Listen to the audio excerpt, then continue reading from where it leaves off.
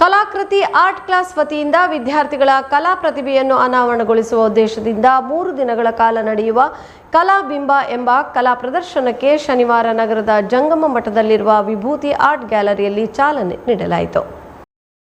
ದೊಡ್ಡನಗುಡ್ಡೆ ಶ್ರೀ ದುರ್ಗಾ ಆದಿಶಕ್ತಿ ದೇವಸ್ಥಾನದ ಧರ್ಮದರ್ಶಿಗಳಾದ ಶ್ರೀ ರಮಾನಂದ ಗುರೂಜಿ ಕಾರ್ಯಕ್ರಮ ಉದ್ಘಾಟಿಸಿ ಮಾತನಾಡಿ, ಇಂದಿನ ಟಿವಿ ಮೊಬೈಲ್ ಯುಗದಲ್ಲಿ ಮಕ್ಕಳಲ್ಲಿ ಅಡಗಿರುವ ಸೃಜನಾತ್ಮಕ ಕಲೆ ಬೆಳಗಲು ಕಲಾಕೃತಿ ಸಂಸ್ಥೆ ಸಲ್ಲಿಸುತ್ತಿರುವ ಸೇವೆ ಶ್ಲಾಘನೀಯ.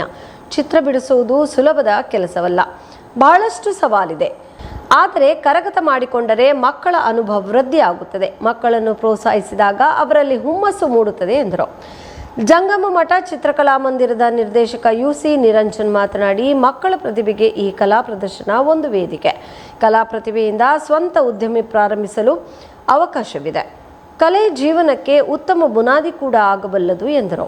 ಪ್ರದರ್ಶನದ ಆಕರ್ಷಣೆ 23 ಮಂದಿ ವಿದ್ಯಾರ್ಥಿಗಳು ತಮ್ಮ ಮನಸ್ಸಿಗೆ ತೋಚಿದ ರೂಪಗಳನ್ನು pencil, pen, crayons, water colour ಇತ್ಯಾದಿಗಳನ್ನು ಬಳಸಿ ಆಕರ್ಷಕವಾಗಿ ಚಿತ್ರಿಸಿದ್ದಾರೆ. ತಿರುಪತಿ ತಿರುಮಲ, ಕೃಷ್ಣ ಮತ್ತು ಗೋವು, ಹಸಿರು ಪರಿಸರ, ಗುಡ್ಡ ಬೆಟ್ಟಗಳ ತಪ್ಪಲಲ್ಲಿ ಮನೆಗಳು, ತಲೆಬಾಚುವ ಮಹಿಳೆ, ಕೊಳಲು ಊದುವ ಕೃಷ್ಣ, ನವಿಲು ಮತ್ತು ಕೊಳಲು, ನದಿ ಮತ್ತು ಮನೆ, ಸರೋವರದ ದಡದಲ್ಲಿ ಮನೆ ಮತ್ತು ಬೆಟ್ಟ, ಕೃಷ್ಣ ಮತ್ತು ರಾಧೆ ಸಹಿತ ಹಲವು ವಿವಿಧ ಚಿತ್ರಗಳು ಗಮನ ಸೆಳೆದವು. ಕಲಾಕೃತಿ ಆರ್ಟ್ ಕ್ಲಾಸ್ನ ನಿರ್ದೇಶಕ ಹರೀಶ್ ನಾಯಕ್, ತರಬೇತುದಾರರಾದ ಪ್ರತೀಕ್ಷಾ, ಅಶ್ವಿತಾ ನೇತೃತ್ವದಲ್ಲಿ ಸೋಮವಾರದ ಸಂಜೆವರೆಗೆ ಪ್ರದರ್ಶನ ನಡೆಯಲಿದೆ. ಲಲಿತ ಕಲಾ ಅಕಾಡೆಮಿ ಮಾಜಿ ಸದಸ್ಯ ರಾಘವೇಂದ್ರ ಕೆ ಅಮೀನ್ ಶುಭ ಹಾರೈಸಿದರು. ಕಾರ್ಯಕ್ರಮದ ಅಧ್ಯಕ್ಷತೆ ನಗರಸಭೆ ನಿಕಟಪೂರ್ವ ಸದಸ್ಯ ಬಾಲಕೃಷ್ಣ ಶೆಟ್ಟಿ ನಿಟ್ಟೂರು ವಹಿಸಿದರು. ಇಲ್ಲಿ ನೋಡುವಾಗ ಈ ಮಕ್ಕಳ ಒಂದು ಕೈ ಚಳಕಗಳಲ್ಲಿ ಮೂಡಿ ಬಂದಿರುವಂಥ ಕೆಲವು ಚಿತ್ರಗಳನ್ನು ನೋಡುವಾಗ ಭಾಳಷ್ಟು ಒಂದು ಖುಷಿ ಆಗ್ತದೆ. ಈಗಿನ ಕಾಲದಲ್ಲಿ TV ಕಾಲ, ಸೀರಿಯಲ್ಗಳ ಕಾಲ, ಈ ಕಾಲದಲ್ಲಿ ಮಕ್ಕಳು ಅದರಲ್ಲೇ ಮೊಬೈಲ್ನಲ್ಲೇ ಬಿದ್ದಿರ್ತಾರೆ. ಆ ಸಂದರ್ಭದಲ್ಲಿ ಇಂಥ ಒಂದು ಕಲಾಕೃತಿಯ ಒಂದು ಇದನ್ನು ಹುಟ್ಟು ಹಾಕಿಕೊಂಡು ಒಂದು ಎಕ್ಸಿಬಿಷನ್ ಮಾಡಿ ಅದರಲ್ಲಿ ಕಲಾಕ್ಕೆ ಬಗ್ಗೆ ಜನರಿಗೆ ಒಂದು ಒಳ್ಳೆಯ ಅಭಿಪ್ರಾಯವನ್ನು ಮೂಡಿಸುವಲ್ಲಿ ಈ ಒಂದು ಸಂಸ್ಥೆ ಉತ್ತಮವಾದ ಹೆಜ್ಜೆ ಇಟ್ಟಿದೆ. 30 ವರ್ಷಗಳಿಂದ ನಮ್ಮ ಸರ್ ಅವರು ಹೇಳಿದ್ರು, ನಿರಂಜನ್ ಅವರು ಹೇಳಿದ್ರು, 30 ವರ್ಷಗಳಿಂದ ನಾವು ಇದನ್ನು ಮಾಡ್ತಿದ್ದೇವೆ. 30 ವರ್ಷಗಳಿಂದ ಈ ಒಂದು ಕಾರ್ಯಕ್ರಮದಲ್ಲಿ ಒಳ್ಳೆಯ ಒಂದು ಆಯೋಜಿಸುವ ಕಾರ್ಯಕ್ರಮ ಭಾಳ ಒಳ್ಳೆಯ ಕಾರ್ಯಕ್ರಮ ಇದೆ.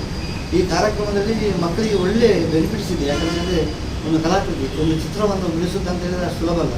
ಅವರ ಏಕಾಗ್ರತೆ ಅದರಲ್ಲಿ ಜಾಸ್ತಿ ಆಗ್ತದೆ. ಮಕ್ಕಳಿಗೆ ಅದರಲ್ಲಿ ಹುಮ್ಮಸ್ಸುಗಳು ಬರ್ತದೆ. ಅದರಲ್ಲಿ ವಿದ್ಯೆಯಲ್ಲಿಯೂ ಪ್ರಗತಿ ಕಾಣ್ಬೋದು.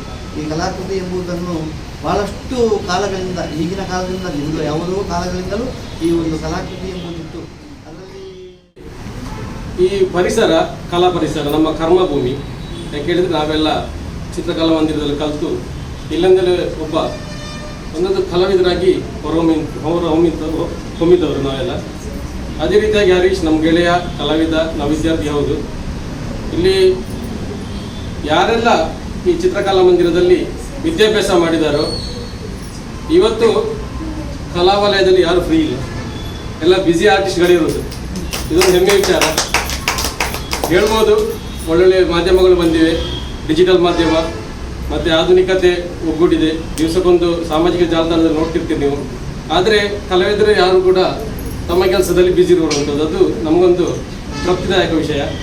ಒಂದು ಉಡುಪಿ ಬಗ್ಗೆ ಹೇಳೋದಾದರೆ, ಎರಡನೇ ವಿಷಯ ಏನಂತ ಹೇಳಿದ್ರೆ, ನಮ್ಮ ಉಡುಪಿಯಲ್ಲಿ ವ್ಯಾವಹಾರಿಕವಾಗಿ ತೊಡಗಿಕೊಂಡು ಕಲೆಗೆ ಪ್ರೋತ್ಸಾಹ ಕೊಡುವವರು ಕೆಲವು ಮಂದಿ.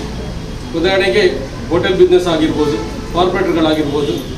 ಇಲ್ಲಿ ಕೂತ್ಕೊಂಡಿದ್ದಾರೆ ಬಾಲಣ್ಣ, ಇವರೊಬ್ಬರು ಕಲಾ ಪೋಷಕ. ಅದೇ ರೀತಿಯಾಗಿ ಒಂದೊಂದು ಸಂಸ್ಥೆ ಮಾಡಿಕೊಂಡು ಕಲೆಗೆ ಪ್ರೋತ್ಸಾಹ ಕೊಡುವವರು ಬೆರಳೆಣಿಕೆಯಷ್ಟು ಮಂದಿ.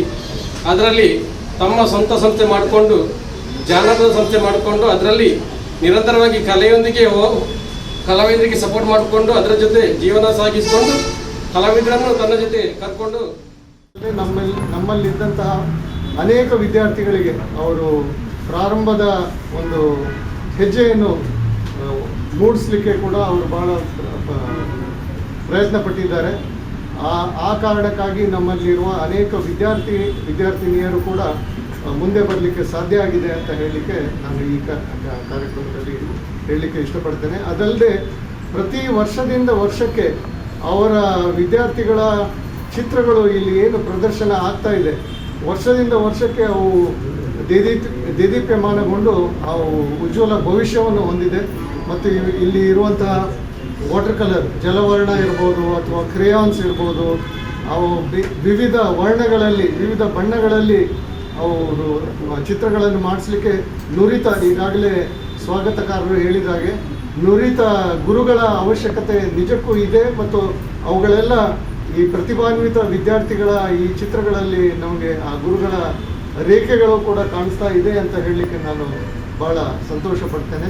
ಅದರ ಜೊತೆಗೆ ಇವತ್ತು ಚಿತ್ರಕಲೆ ಅಂತ ಹೇಳೋದು ಅದು ಕೇವಲ ಒಂದು ಹವ್ಯಾಸಿ ಮಾರ್ಗ ಅಷ್ಟೇ ಅಲ್ಲದೆ ಅದು ಹೊಟ್ಟೆಪಾಡಿಗಾಗಿ ಕೂಡ ಬಳಸುವಂಥ ಒಂದು ಮಾರ್ಗ ಆಗಿದೆ.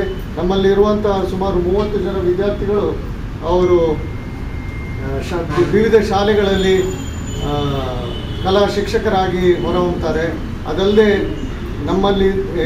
ನಮ್ಮಲ್ಲಿ ಗ್ರಾಜ್ಯುಯೇಟ್ ಆದಂಥ ಅನೇಕ ವಿದ್ಯಾರ್ಥಿಗಳು ತಮ್ಮದೇ ಆದಂಥ ಒಂದು ಪ್ರತಿಭೆಯಿಂದ ತಮ್ಮದೇ ಆದಂಥ ಒಂದು ಸ್ವಂತ ಉದ್ದಿಮೆಯನ್ನು ಪ್ರಾರಂಭಿಸಿ